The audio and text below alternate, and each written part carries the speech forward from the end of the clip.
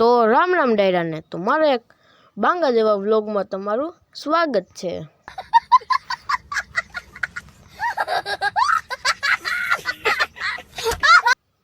Sorry તો મારા એક લોંગ વ્લોગમાં તમારું સ્વાગત છે। તો ભણી ન ગયો તો હું ઘરે છે, આપણે કંઈક ઉતા બ્લોગ એડિટ કરી લીધો।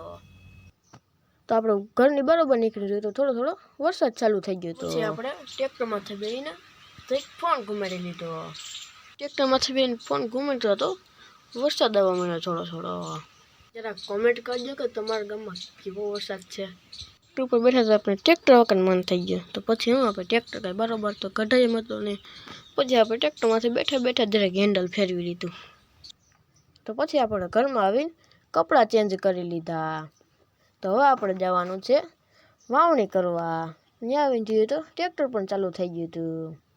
અને સાહ કેમ એક વસાર મૂકતા હતા મને તો કાંઈ ખબર નથી પડતી। અને આ શું ભાઈ, ટાયરમાં ગાળો થઈ ગયો, ટાયરની બદલે ટાયરો થઈ ગયો। તો અહીંયા સ્વરૂબેન પણ આવી ગયા હતા। પછી આપણે એક રીલ પણ શૂટ કરી લીધી।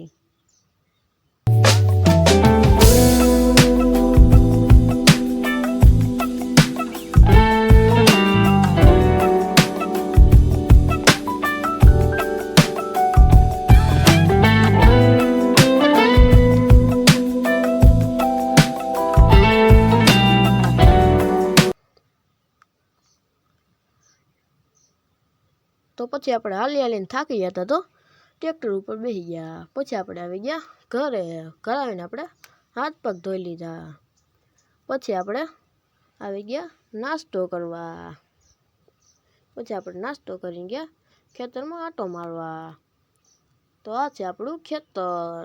તો પછી આપણે ગયા પાછા ટ્રેક્ટર બાજુ, ત્યાં તો બી ભેળવાનું કામકાજ ચાલુ હતું। પછી આપણે પાછું થઈ ગયું ટ્રેક્ટર ચાલુ।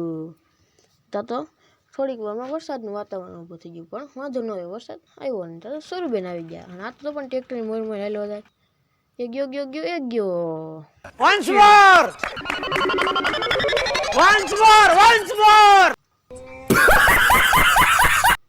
તો ભાઈ તમે કહેતા સાહેબ બેંતી છે માંડવી આવવાનું પણ કેટલા વીઘા જમીન? તો ભાઈ મારી પાસે 50 વીઘા જમીન, જરીક વધીને જ ગયું ભાઈ।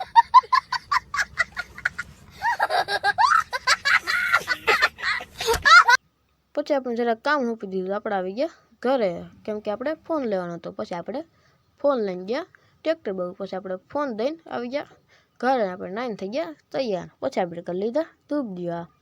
પછી આપણે ગયા જયેશની વાડીએ, ત્યાં પણ માંડવી આવવાનું કામકાજ ચાલુ હતું। પછી આપણે આવી ગયા ઘરે, ત્યાં આવી જોયું તો ટ્રેક્ટરમાં વળણી ફિટ કરતા હતા। પછી ટ્રેક્ટરમાં વળણી ફિટ થઈ ગઈ, આપણે વહી ગયા લઈને ખેતરમાં। પછી આપણે ટ્રેક્ટરને કરી લીધું તૈયાર, ને આપણે પહેલાંની પરંપરા મુજબ ચાંદલો ને ઘર ખાઈ લીધો।